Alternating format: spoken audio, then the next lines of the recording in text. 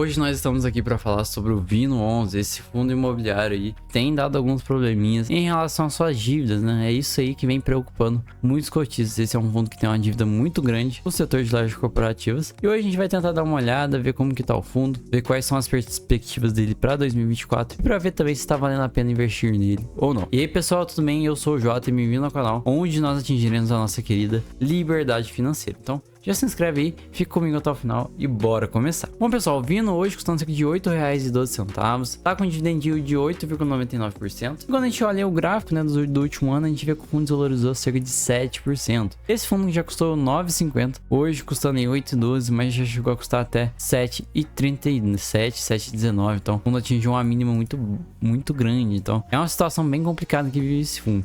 E quando a gente olha o gráfico dos últimos ciclos, a gente vê que esse fundo já foi muito mais caro. Estava cerca de R$12. Então é uma desvalorização bem grande mesmo. Então tem que ficar de olho. O juros dele é 10,84, então 8,12. P0,65, então 25% de desconto, muito descontado mesmo. Tem um patrimônio de cerca de 900 milhões de reais, uma boa base de custos, cerca de 147 mil, uma boa liquidez também. E o dividendo, né, vem pagando esses 58 centavos aí, esses 5 centavos na verdade. A gente vê que já pagou bem mais, e aí agora pagando um pouquinho menos. Isso faz, obviamente, com que a cota desça, além das dívidas que afetam o fundo. Então é uma situação muito complicada, uma situação bem delicada na verdade, então tem que analisar com calma. Então, chegando aqui no relatório dele, vamos nas partes mais importantes de fato. Primeira coisa, taxa de administração do fundo. Hoje tem uma taxa de administração de cerca de 1,10%, uma taxa de performance de 20% aí, que excedeu o IPCA mais 6, tá bom? Alguns destaques aqui: o fundo teve uma reavaliação patrimonial, um aumento aí de 4% aí no valor patrimonial do fundo, algo bem pequenininho, mas os contratos são contratos atípicos, então são contratos longos, de longa duração. Aqui tem todo aquele comentário macro de inflação, tudo mais, que eu já comentei com vocês em outros vídeos. Eu evito ficar comentando em todos, comento geralmente uma vez por mês para não ficar tão repetitivo, tá bom? Mas dando um resumo geral, inflação mais baixa no ano de 2023, no ano de 2024 ela também começou baixa, mas até o final do ano talvez ela venha a aumentar, tá bom? Depende de quais são as medidas que o governo vai tomar, e a gente sabe que o governo atual tem medidas muito questionáveis, então tem que ficar de olho. Algumas atualizações, eles falam que o fundo tá focando aí na reciclagem do portfólio, então tá querendo vender alguns ativos, isso é bom, tá bom? A reavaliação eu comentei com vocês, aquela questão. E na DRE, né? Dando a DRE aí, o total, o fundo gerou aí quase 11 centavos. Só que ele perde somente 4 aí de despesa financeira. É uma alavancagem muito grande. E aí acaba que o fundo tem um resultado aí, cerca de 5 centavos. Então no total, nesse mês, ele teve um resultado de 6 centavos e distribuiu 5 centavos. Acumulou um pouquinho de reserva, tá com cerca de 3 centavos acumulado. Mas quando a gente vê o estoque de distribuição, a gente vê que o fundo tá passando por... Teve alguns momentos, por exemplo, setembro, novembro, que o fundo não conseguiu gerar o que ele distribuiu. Isso é bem preocupante, que faz com que, obviamente, o fundo gaste a reserva, e quando precisar utilizar essa reserva, ele não vai ter mais. Então é algo muito preocupante mesmo. A estimativa de distribuição até junho de 2024 é ficar entre 6 e 5 centavos, então não deve mudar muito do que tá hoje. Que a gente vê a rentabilidade do fundo, o Vino sofre bastante com essa questão da rentabilidade, porque de fato a cota desvaloriza muito, né?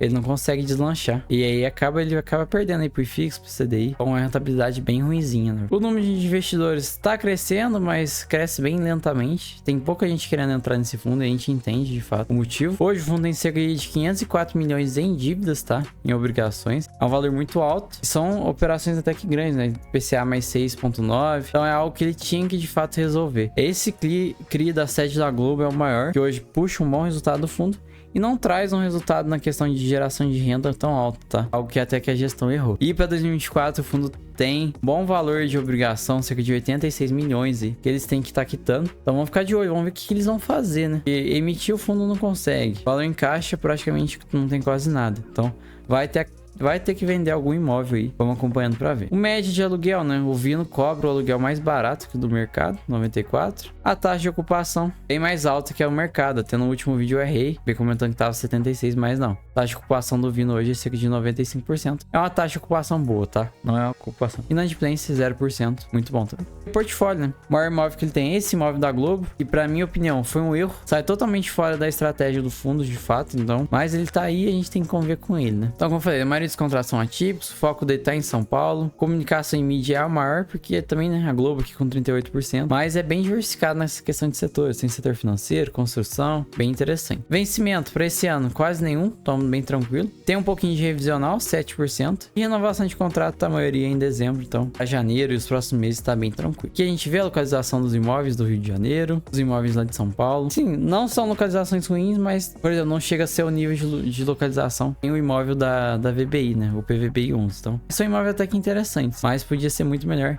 E o imóvel da Globo, né? Que é o maior imóvel que eles têm. Pra mim, não valeu a pena nenhum. O pessoal ouvindo segue com os mesmos problemas. Tem esse problema da dívida, que é bem difícil eles solucionar. Vão ter que acabar vendendo o imóvel. A receita não tá tão alta, então breve aí, em julho, o dividendo deve cair novamente, a cota deve cair. É uma situação muito delicada. Se você pensa em investir nesse fundo, tem muito estômago pra aguentar esses problemas, tá? E eu, sinceramente, hoje eu prefiro ficar totalmente fora e pagar até mais caro num PVBI da vida do que ficar investindo nesse fundo aí. Uma dívida tão grande, é uma situação muito incerta, tá? Então tomem cuidado se você pensa, a mim hoje não vale a pena investir nesse fundo, tá bom? Então é isso, videozinho rápido, só pra atualizar vocês. É nóis, tamo junto, até a próxima, falou!